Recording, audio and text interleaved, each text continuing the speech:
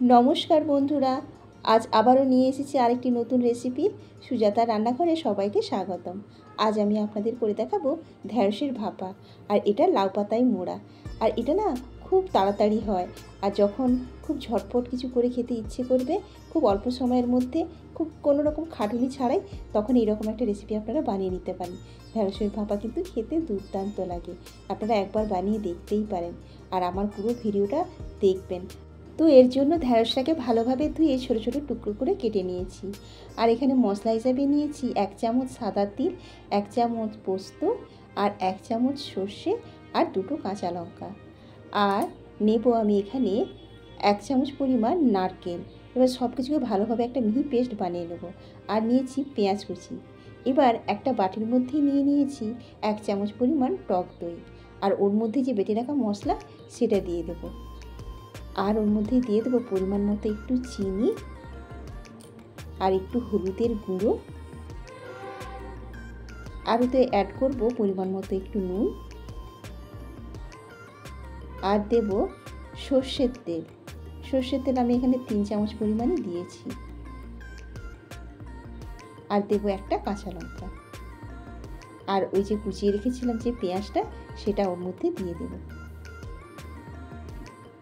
দিয়ে এই মশলাটাকে বেশ ভালোভাবে তেলের সাথে বেশ মিশিয়ে নেব।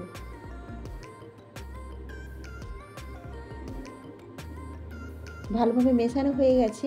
এবার ওর মধ্যেই দিয়ে দেব আগে থেকে যে ছোটো ছোটো করে টুকরো করে কেটে রেখেছিলাম ঢ্যাঁড়স, সেটা আমি এর মধ্যে দিয়ে দেব। ঢ্যাঁড়সটা না আপনারা আপনাদের ইচ্ছে অনুযায়ী কাটতে পারেন, কেউ আরও ছোটো করেও কাটতে পারেন। এবারে ভালোভাবে ওই মশলার সাথে ঢ্যাঁড়সটাকে মেখে নেব।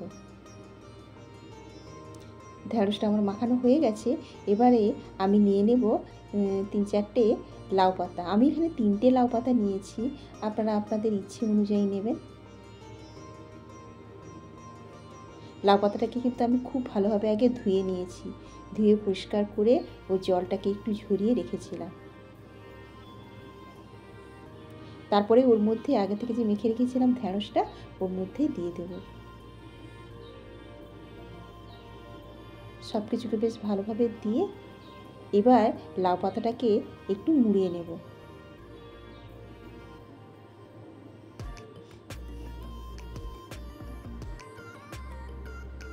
আর এই লাউ পাতাটাকে একটু হালকাভাবে আস্তে আস্তে করে মুড়তে হবে, না হলে ফেটে যেতে পারে।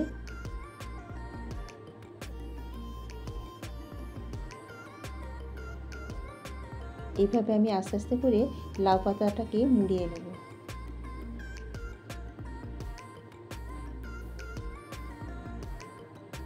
ব্যাস, লাউ পাতাটা আমার মোড়ানো হয়ে গেছে।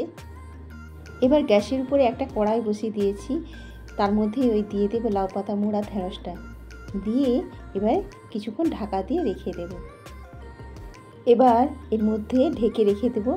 আর এখানে আর আমার কোনো কাজ নেই, এটা ভাপে কিছুক্ষণ ধরে হবে। আর গ্যাসটাকে রেখে দিতে হবে একদমই লো আছে।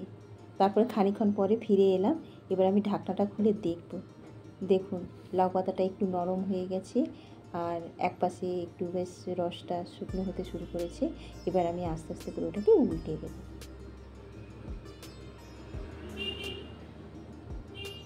আবারও কিছুক্ষণ ধরে এরকম ঢাকা দিয়ে রেখে দেব। আবারও খানিকক্ষণ ধরে হবে ওইটা। এবারে কিন্তু আমি ঢাকনাটা খুলে দেখে নিয়েছি, আমার হয়ে গেছে। এবার খানিকক্ষণ ধরে উল্টে পাল্টে দিলেই এটা হয়ে যাবে। এবার আমি এটাকে একটা বাটির মধ্যে ঢেলে নেব। খুব অল্প সময়ের মধ্যেই কিন্তু এই রান্নাটা হয়ে যায়, আর এটা খেতে কিন্তু দারুণ, গরম ভাতের সাথে কিন্তু খুব সুন্দর লাগে। এবার দেখুন পাতাটা আমি খুলে দেখাচ্ছি।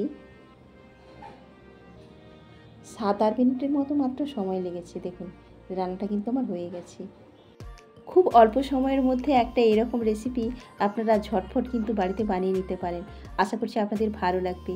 আর বন্ধুরা, আজকের আমার এই রেসিপিটি কেমন লাগলো আপনারা সবাই কিন্তু কমেন্ট করে জানাবেন। আর ভালো লাগলে অবশ্যই আমার চ্যানেলটিকে সাবস্ক্রাইব করে পাশে থাকবেন এবং লাইক, কমেন্ট ও শেয়ার করবেন। সবাই ভালো থাকুন, সুস্থ থাকুন। নমস্কার।